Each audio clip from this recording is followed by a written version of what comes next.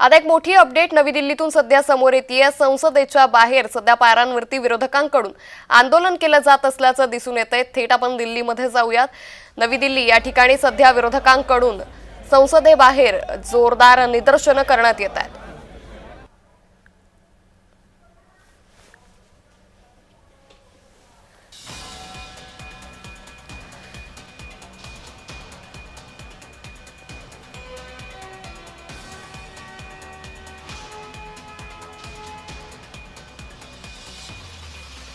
तर संसदेबाहेर विरोधकांनी हे आंदोलन पुकारल्याचं सध्या पाहायला मिळतंय। याच संदर्भात अधिक माहिती घेऊयात आमचे प्रतिनिधी प्रशांत सागवेकर यांच्याकडून।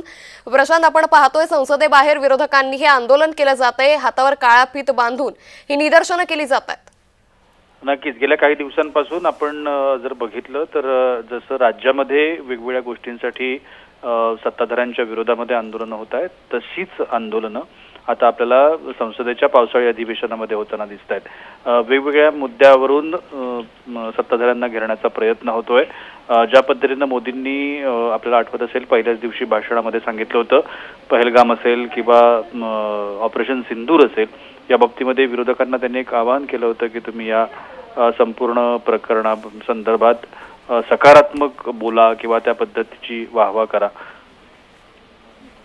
त्याच्यानंतर आणखीन एक महत्त्वाचा मुद्दा बिहार निवडणूक हा एक आता एक महत्त्वाचा मुद्दा आहे।